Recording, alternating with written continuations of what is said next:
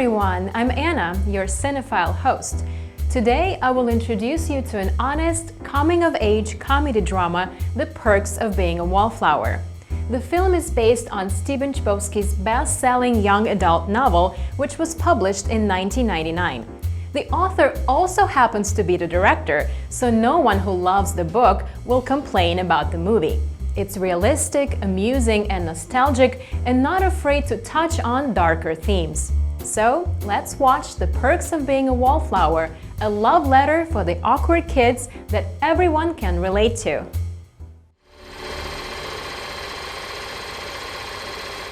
Set in 1992, a young high school student, Charlie, who has been suffering from clinical depression setbacks since childhood, has recently been discharged from a mental health care institution. Charlie is uneasy about beginning his freshman year of high school. He has an anonymous pen pal to whom he writes about his feelings. He is quiet and withdrawn, but he is also extremely observant and thoughtful, always paying close attention to everything going on around him, even if he's only a silent witness. Charlie is shy and finds it difficult to make friends, but he connects with his English teacher, Mr. Anderson. Thank you, sir. But if my English teacher's the only friend I make today, that would be sort of depressing. Yeah, I can see that. Don't worry, Mr. Anderson. I'm okay. Thanks. Charlie attends a football game by himself. There, he notices Patrick from his shop class, the only senior in the class of freshmen. Patrick asks Charlie to sit with him and his stepsister, Sam. Charlie is immediately attracted to Sam. He gets along with both Sam and Patrick, and they invite him to attend some social events with them. When he gets home, he witnesses his sister Candace being hit by her boyfriend. Charlie feels strongly about domestic abuse, but Candace persuades him to keep what he has seen a secret from their parents. At homecoming, Charlie dances with Sam and Patrick and also goes to a party with them afterwards. At the party, they introduce him to some more of their friends, Bob, Mary Elizabeth, and Alice. Charlie unknowingly eats a weed brownie, gets high, and discloses to Sam that the year before, his best friend committed suicide. He also walks in on Patrick and Brad, the high school quarterback, kissing. Patrick tells Charlie that Brad doesn't want anyone to know he's gay, so Charlie agrees to keep it a secret. Sam realizes that Charlie has no other friends, so she and Patrick make a special effort to bring Charlie into their group. Everyone, raise your glasses to Charlie. What did I do? You didn't do anything. We just want to toast our new friend. You see things, and you understand. You're a wallflower. What is it? What's wrong?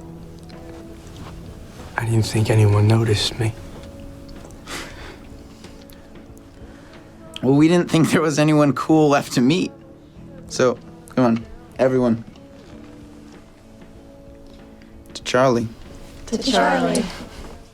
On their way home, the three hear an unknown song on the radio. Sam instructs Patrick to drive through a tunnel so she can stand up in the back of the pickup while the music blasts. Sam needs to improve her SAT scores to have a better chance of being accepted to Pennsylvania State University, so Charlie offers to tutor her, which improves her SAT score. At Christmas, Sam gives Charlie a vintage typewriter to thank him for his help. The two discuss relationships, and Charlie reveals he has never been kissed. Sam, though already involved with someone else, tells Charlie she wants his first kiss to be from someone who loves him and kisses him.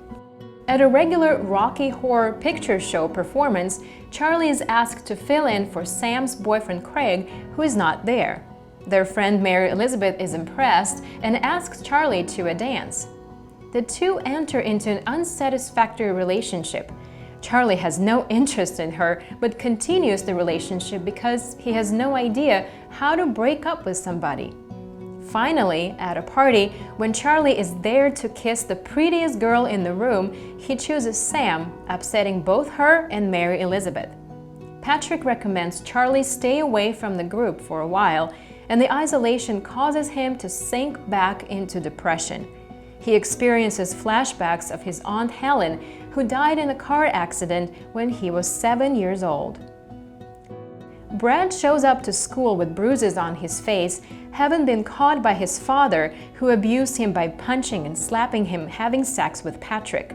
Brad lies, saying that he was jumped and beaten up. Brad distances himself from Patrick, calling him a faggot, causing Patrick to punch him. Brad, who has an abusive father, friends begin bullying Patrick by beating him, but Charlie forcefully intervenes, then blacks out. Sam and Patrick express their gratitude to Charlie, and the three become friends again. You saved my brother. That's what you did. So you're not gonna scare me? No. Can we be friends again? Of course.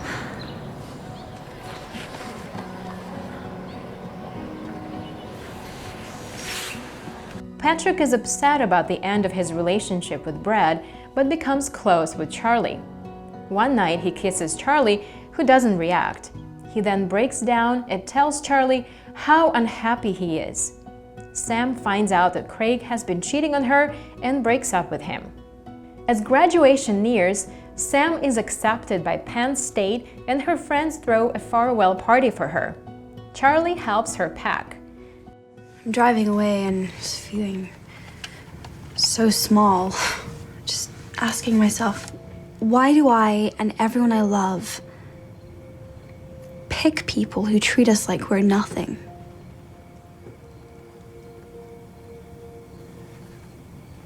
We accept the love we think we deserve.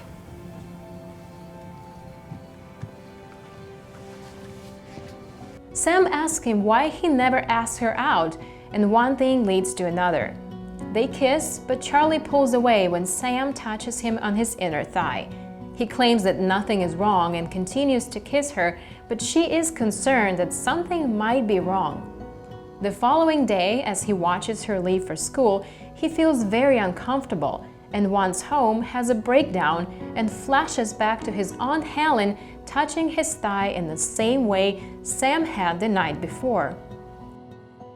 He calls Candace and tells her that it's his fault his aunt died, because maybe he wanted her to, and the universe manifested what he wanted. Candace sends police to the house, worried that Charlie is going to harm himself, and when they arrive, he blacks out. Charlie wakes up in the hospital. His physician explains to his parents that Charlie was being molested by Aunt Helen and that he repressed the memory because he blamed himself for her death. So, I'll see you Thursday at 6, right? Okay.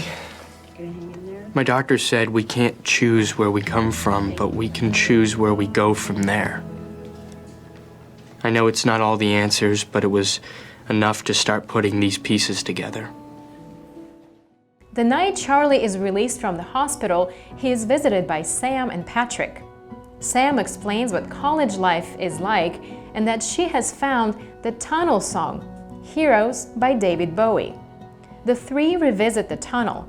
Charlie climbs into the back of the truck to think about life as a whole and kisses Sam, standing up and screaming as they exit the tunnel.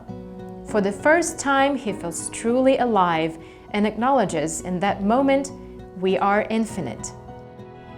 I can see it. This one moment when you know you're not a sad story. You are alive. And you stand up and see the lights on the buildings and everything that makes you wonder. And you're listening to that song on that drive with the people you love most in this world. And in this moment, I swear, we are infinite.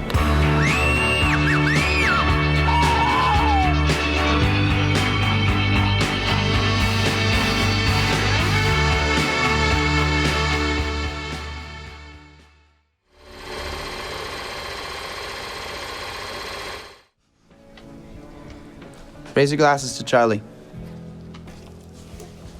What did I do? You didn't do anything. We just want to toast our new friend. You see things, and you understand. You're a wallflower. I'm driving away and just feeling so small. Just asking myself, why do I and everyone I love pick people who treat us like we're nothing?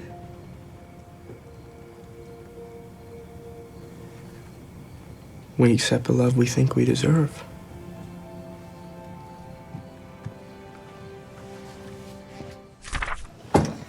So, I'll see you Thursday at 6, right?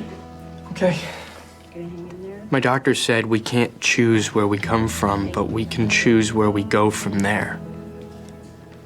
I know it's not all the answers, but it was enough to start putting these pieces together. This one moment when you know you're not a sad story. You are alive. And you stand up and see the lights on the buildings and everything that makes you wonder. And you're listening to that song on that drive with the people you love most in this world. And in this moment, I swear, we are infinite.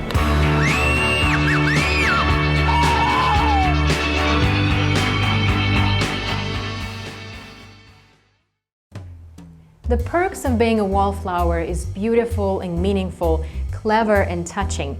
It's got great acting, fantastic soundtrack, and a little bit of a twist at the end. I personally love the message that we accept the love we think we deserve and how we all deserve so much better. The film shows us that the things that happen to us don't define us, that friends can be life-changing, and that life isn't easy, but it is beautiful. I'm your host Anna, and I hope you enjoyed today's episode. You can find more on Funday website. Stay tuned!